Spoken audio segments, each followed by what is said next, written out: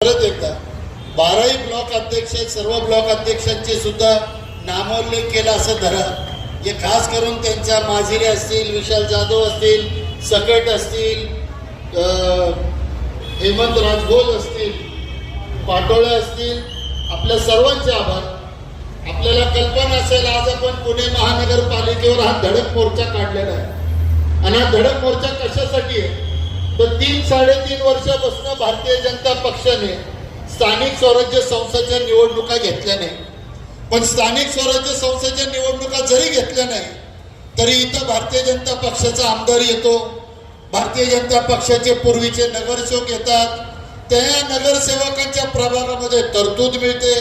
कोरेगाव पाचशे रोड 6 महिन्याला डांबरीकरण होतात. पण माझ्या गरीबाच्या झोपडपट्टीची ड्रेनेज लाईन बदलायची तर त्याला तरतूद नाही. आयुक्त काय करतायत? आयुक्तांच्या भ्रष्टाचाराचा जर मी पाडा वाचला तर 1, 2, 3, 4, 5, 6 आयुक्त कोण आहेत? स्थायी समितीचे अध्यक्ष आहेत.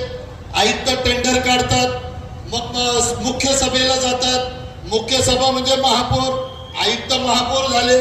त्या टेंडर मध्ये आपण काही तक्रारी घेतल्या तर त्याची चौकशी कोण करतं? आयुक्त करतो. म्हणजे मी चुकीचं आहे का बरोबर आहे हे सुद्धा आयुक्तच ठरवणार. आणि सगळी सिस्टम जी लावलेली आहे ती भारतीय जनता पक्षाने लावलेली.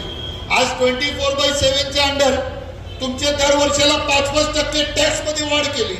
आले 24/7 24 तास पाणी योजना तुमच्या आमच्या दारात आली का? 13 मोठे बिल्डिंग बांधले गेले बिगर महानगरपालिकेला माहित असताना.